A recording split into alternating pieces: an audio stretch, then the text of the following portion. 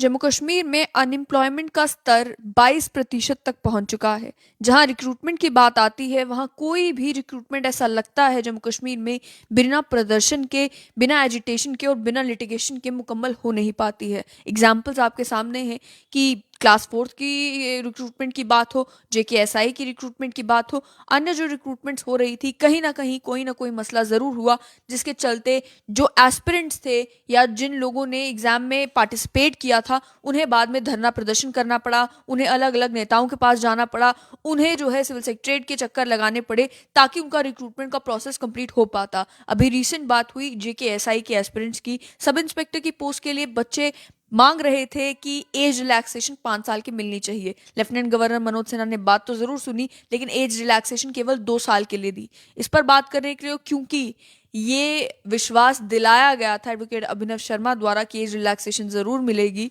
इन्हीं से बात करते हैं, इनसे जानते हैं कि इस 2 साल की एज रिलैक्सेशन को वो कैसे देखते हैं। तो सबसे पहले एडवोकेट साहब ये बताएं कि एज रिलैक्सेशन बच्चों ने जहां जहां जिस भी फोरम पे कहा, उन्होंने कहा 5 साल की होनी चाहिए लेकिन दी गई 2 साल की। तो क्या कम्युनिकेशन में कोई प्रॉब्लम हुई या लेफ्टिनेंट गवर्नर को लगा कि नहीं 2 साल की ही देना जेन्युइन है, 5 साल देने की जरूरत नहीं है, 5 साल की अगर हम दे देंगे तो और भी सही कई सारे कॉर्नर से लोग उठ कर आएंगे, वो कहेंगे 10 साल की दे दो। देखिए पल्लवी जी, जैसा आपने कहा कि मैंने श्योर किया था कि उनको एज रिलैक्सेशन मिलेगी, इसमें कोई शक नहीं, मैंने किया था।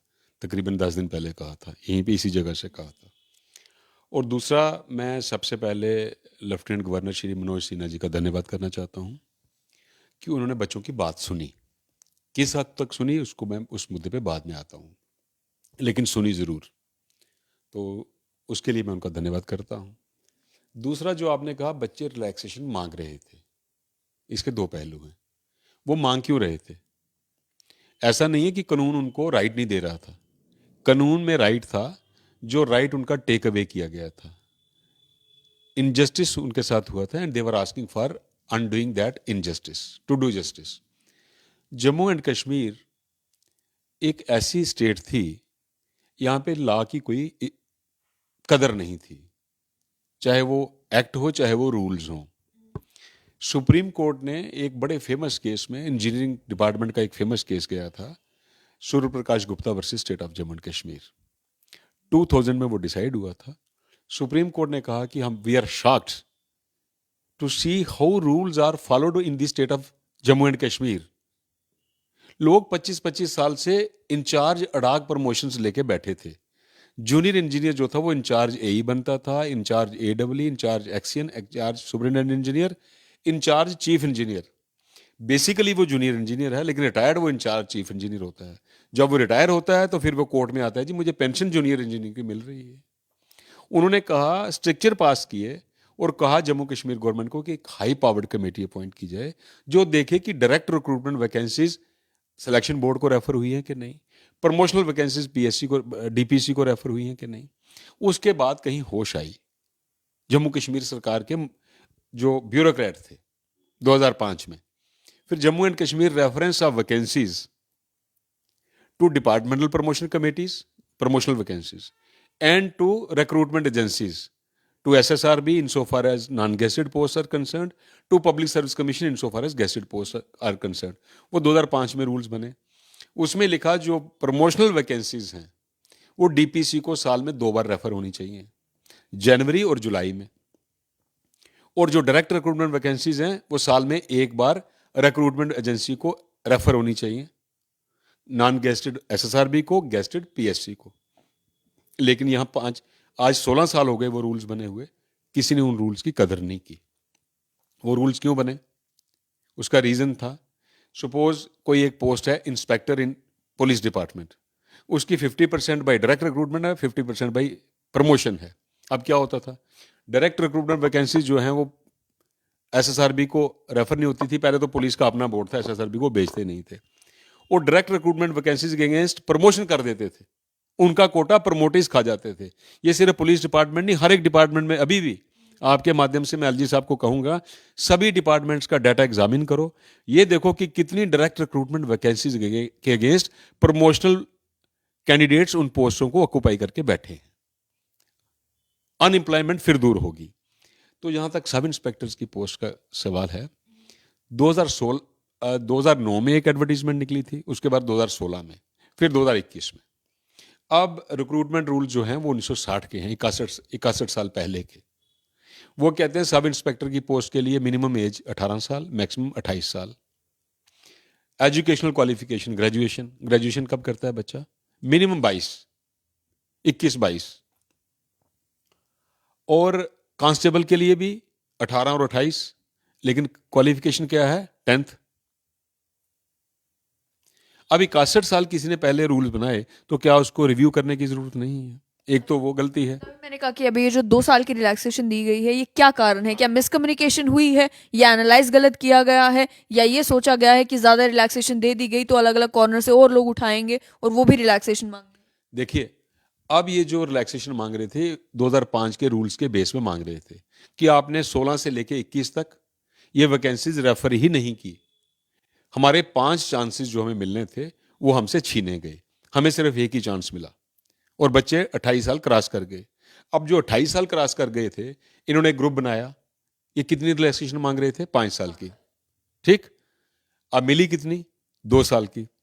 जो 2 साल की रिलैक्सेशन मांग के जिनको मिली, जो सेटिस्फाइड हैं, मांग वो भी 5 की रहे थे, वो भी 2 की नहीं मांग रहे थे। अब इससे क्या हुआ? एक ग्रुप विद इन ग्रुप बन गया, एक सब ग्रुप क्रिएट हो गया, class with in class create हो गई। जो एक ग्रुप, एक पर्टिकुलर क्लास 5 साल की रिलैक्सेशन मांग रही थी, उसको बाइफरकेट करके सब ग्रुप और फर्दर क्लासिफिकेशन कर दी गई। अब जो 5 साल की मांग रहे हैं, जो कहते हैं 33 करो, वो भी कह रहे हैं कि अगर आपने देनी थी तो 5 की देनी थी। 2 का रैशनल क्या है इसके पीछे? क्या इसके पीछे रीजनिंग क्या है? ठीक।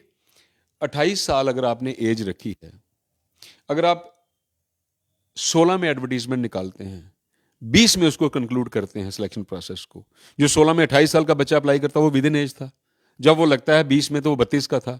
इसका मतलब है जब वो अपॉइंटमेंट हुई उसकी वो अनफिट था। अब ये बच्चे ये नहीं कह रहे कि हमें फिजिकल एंड्योरेंस टेस्ट से एग्जाम्पशन दो, रिटन टेस्ट एग्जाम्पशन दो, या इंटरव्यू से एग्जाम्पशन दो।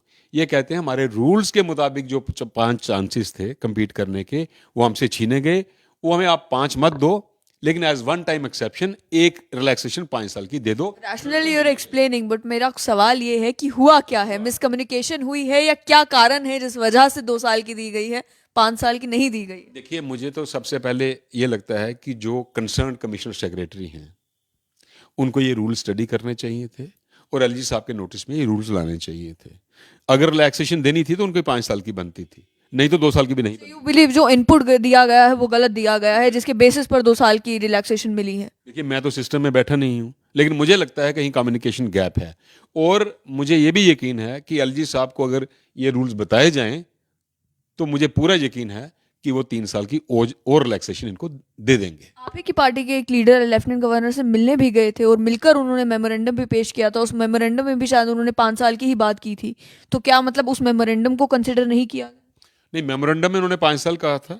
अब मुझे पता नहीं रूल्स का उन्होंने रेफरेंस दिया था कि नहीं दिया था, लेकिन जो मैंने प्रेस रिलीज दी उसमें 2005 के रूल्स का रेफरेंस था। तो अगर कहीं 2005 के रूल्स उनसे अननोटिस चले गए हैं, तो मैं आपके माध्यम से उनसे रिक्वेस्ट करता हूं कि एक बार उन रूल्स पे नज़र मार लें। अगर वो रूल स्पेसिफिकली कहते हैं कि पोस्टें हर साल रेफर होनी चाहिए बोर्ड को, वो कहते हैं जनवरी में होनी चाहिए और दिसंबर में प्रोसेस कंप्लीट होना चाहिए और नेक्स्ट ईयर जनवरी में दोबारा होनी चाहिए। तो इसलिए मैं कहता हूँ ये कम्युनिकेशन गैप है या एस्केप कर गया है नोटिस से ये रूल्स। इनको 5 साल की एज रिलैक्सेशन मिलनी चाहिए, ये मैं इनकी डिमांड रीइटरेट करता हूँ आपके माध्यम से। आपको जेकेएसआई एस्पिरेंट्स जो हैं वो खुद भी लेफ्टिनेंट गवर्नर मनोज सिन्हा से मिले। उन्होंने भी ये कहा कि हम डायरेक्टली ही बता देते हैं, अगर कोई कम्युनिकेशन गैप हुआ तो हम ही समझा देते हैं कि भाई हमारे ये इश्यूज हैं, ये हमारी डिमांड्स हैं। लेकिन उसको लेकर भी उन्होंने कहा कि एक समाज सेवक थे जिनके जरिए उन्हें मौका मिला कि वो लेफ्टिनेंट गवर्नर मनोज सिन्हा से मिल पाते। तो क्या कारण है कि भारतीय जनता पार्टी के किसी लीडर का क्या एक्सेस नहीं है? क्या वो समय नहीं दिलवा सकते थे? क्योंकि देखा अगर जाए तो या तो वो बीजेपी के हेडक्वार्टर के बाहर धरना दे रहे थे, या वो आपके दफ्तर में आके आपसे मिल रहे थे, या वो भारतीय जनता पार्टी के लीडर देवेंद्र सिंह राणा के घर के बाहर धरना दे रहे थे। ये कुछ चुनिंदा स्पॉट्स हैं जहाँ पे ज्यादातर उन्हें देखा गया है, उन ऐसे एस्पिरेंट्स को। लेकिन जब एक्सेस दिलवाने की बारी आई तो समाज सेवक सामने थे, आप लोग नजर नहीं आए। देखिए, ऐसा है, मैंने भी एलजी साहब को रिक्वेस्ट डाली है। मुझे लगता है 1-2 दिन में मुझे अपॉइंटमेंट मिल जाएगी और अगर मिल गई, मुझे पूरा यकीन है I will be able to convince him, persuade him and to see that the Honorable Lieutenant General, Lieutenant Governor reaches to a conclusion in accordance with rules and justice is restored to them and injustice which was done to them is undone. आपको विश्वास है कि आपको समय दे मुझे पूरा विश्वास है, अगर मुझे समय मिला और मुझे पूरा विश्वास है मिलेगा, मुझे पूरा यकीन है कि मैं उनको कन्विंस करूंगा और मैं जितना जानता हूं इन लेफ्टिनेंट गवर्नर साहब को, अगर वो कन्विंस हो गए वो इनको 5 साल की रिलैक्सेशन देंगे. सुनिए, एक और कारण है, अभी भी जो उन्होंने कहा है, अभी रूल्स अमेंड नहीं हुए हैं. जो 2 साल का कहा है ना, उसके लिए अभी एसआरओ निकलना है, स्टैट्यूटरी ऑर्डर निकलना है 2 साल की रिलैक्सेशन के लिए, और उसके बाद एसएसआर भी एक कोरिजेंडम में निकालेगा या उसकी डेट एक्सटेंड करेगा, क्योंकि अब 28 की जगह 30 करनी है.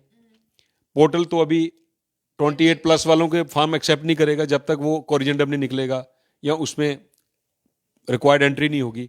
चूंकि अभी एसओ निकलना है तो मैं एलजी साहब को रिक्वेस्ट करता हूं आपके माध्यम से कि वो एसओ निकालने से पहले पहले इनकी डिमांड भी कंसीडर की जाए, और जब आप 2 साल की रिलैक्सेशन देने के लिए एसओ निकालेंगे तो उससे पहले ये प्रोसेस अंडरटेक करके इसको रिव्यू करके एक ही बार 5 साल की उनको रिलैक्सेशन मिल जाए. अभिनव जी, कैसे देखते हैं कि रिक्रूटमेंट के प्रोसेसेस की, क्योंकि मैंने बात की, सुप्रीम कोर्ट का भी ये कहना है कि अगर आप रिक्रूटमेंट टाइम बाउंड मैनर में नहीं करते हैं तो उसका कोई फ़ायदा ही नहीं है. बिल्कुल आज ही जो है ये भी अखबार में आया कि रिक्रूटमेंट टाइम बाउंड होनी चाहिए वरना उसको कोई फ़ायदा नहीं है. फॉरेस्टर्स की अगर बात की जाए, 2005 में मुझे लगता है कि 2005 में एडवर्टाइज़ की गई थी पोस्ट, 2021 चल रहा है, अभी तक रिक्रूटमेंट मुकम्मल नहीं हुई. और कुछ फॉरेस्टर्स जिन्होंने अप्लाई किया हुआ था उन्हीं ने हमें बताया कि अब शायद से डिपार्टमेंट ये सोच रहा है कि फ्रेश एडवर्टाइजमेंट निकाली जाएगी. जिन लोगों ने पहले अप्लाई किया था, जो अब मुझे लगता है ओवर एज भी हो गए होंगे, उन लोगों को अब कंसिडर नहीं किया जाएगा, क्योंकि वो प्रोसेस जो है अब 2005 में शुरू हुआ था. 2021 में आप सोच ही सकते हैं उस समय अगर किसी 22 वर्षीय व्यक्ति ने अप्लाई किया होगा तो आज उसकी उम्र कितनी होगी, वो वॉक टेस्ट कैसे क्लियर करेगा. तो ये जो इनजस्टिसेस हुए हैं, इन इनजस्टिसेस को किस तरीके से जो है अनडन किया जा सकता है. और 5 अगस्त 2019 के बाद भी अब 2 साल का वक्फा तो गुजर चुका है, ये रिक्रूटमेंट जो पेंडिंग थी इन्हें भी तो अभी तक मुकम्मल किया जा सकता था. देखिए, जो फॉरेस्टर्स का जहाँ पे इशू है, यहाँ तक मुझे याद है, मैं भी एक केस कर रहा हूँ, वो कोर्ट में एक मसला पेंडिंग है.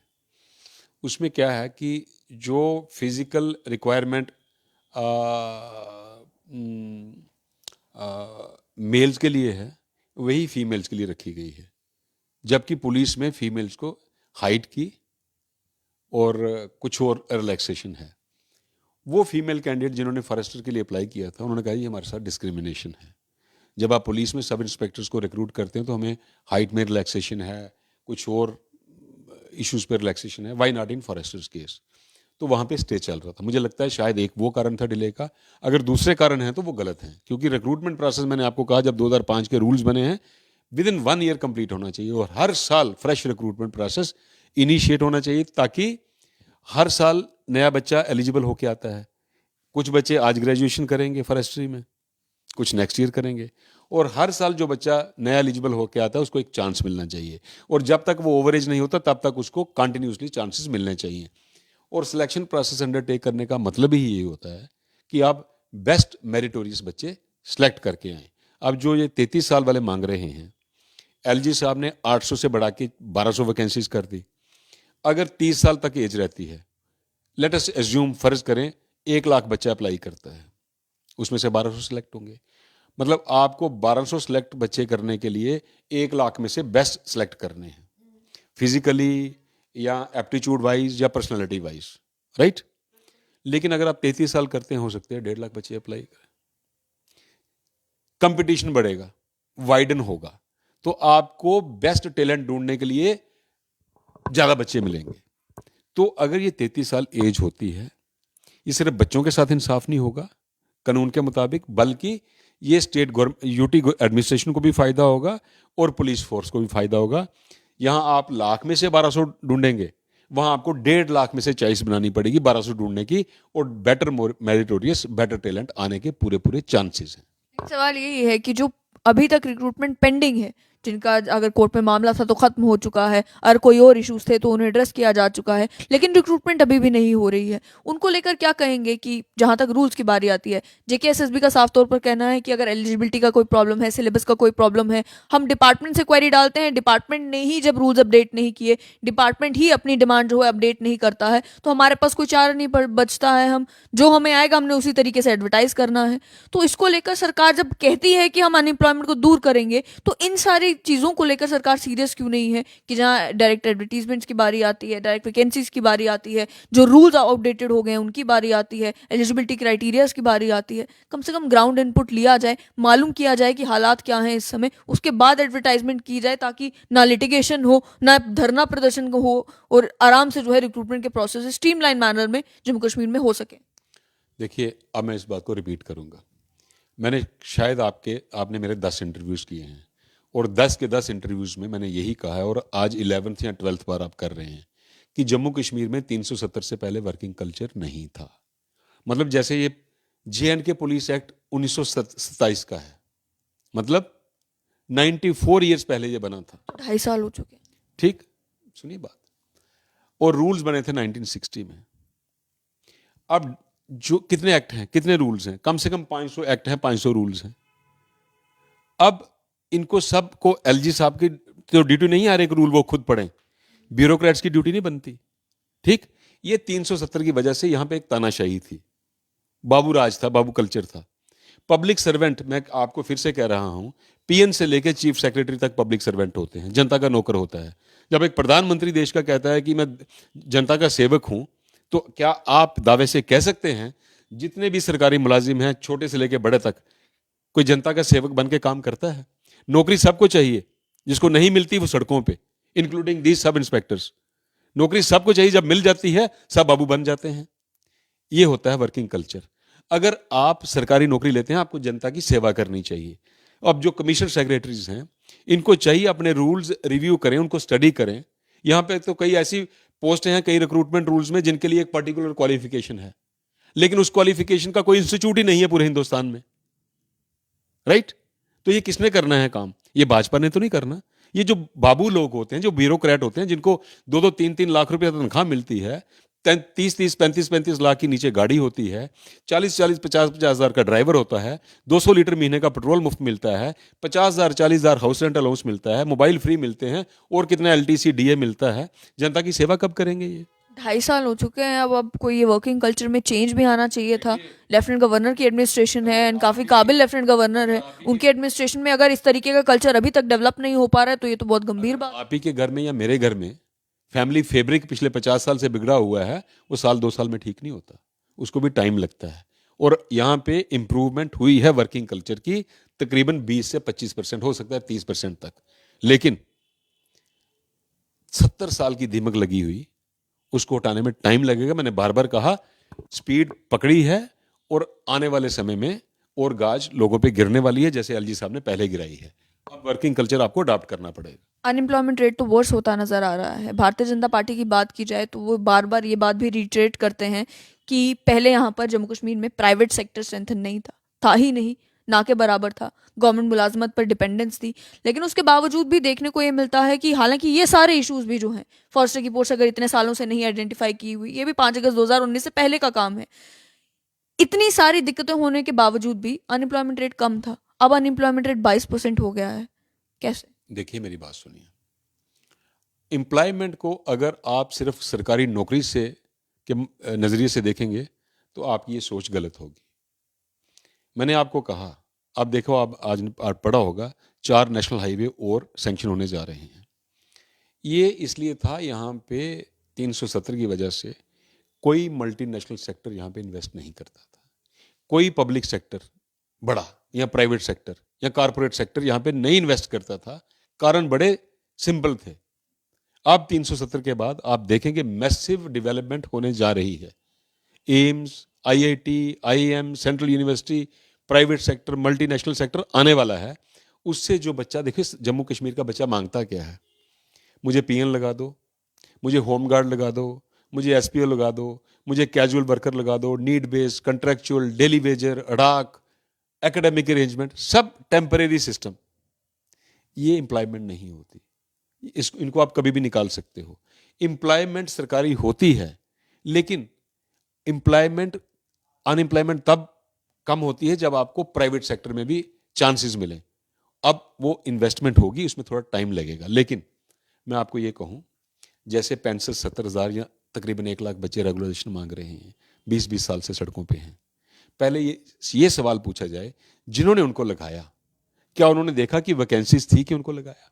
उनको उनके साथ झूठ बोल दिया गया। कई उन्होंने तो पैसे खा के लगाया, कई उन्हें गरीब लोगों की ज़मीन ले ली, तेरे को सरकारी नौकरी देते हैं, ज़मीन रख ली, नौकरी थी ही नहीं, उनको लगा दिया डेली वेजर। डेली वेजर पे बैन लगा था। आप खुद तो खा गए, बाहर निकल गए। आप कहते हैं भाजपा इनको पक्का नहीं कर रही। आपने 20 साल उनको क्यों नहीं पक्का किया? क्योंकि वैकेंसीज थी नहीं। अब भाजपा ने ये डिसाइड किया है कि इन बच्चों के साथ इंसाफ करेंगे। जैसे ही हमारी सरकार बनती है, हम एलजी साहब को भी कह रहे हैं, इसके लिए कानून लाना पड़ेगा, क्योंकि ये सिर्फ डेली वेजर नहीं है। कई बच्चों को तो ये नहीं पता वो डेली वेजर लगे हैं या कैजुअल हैं, नीड बेस्ड हैं, सीजनल हैं, कंट्रेक्चुअल हैं, एकेडमिक हैं, क्या हैं।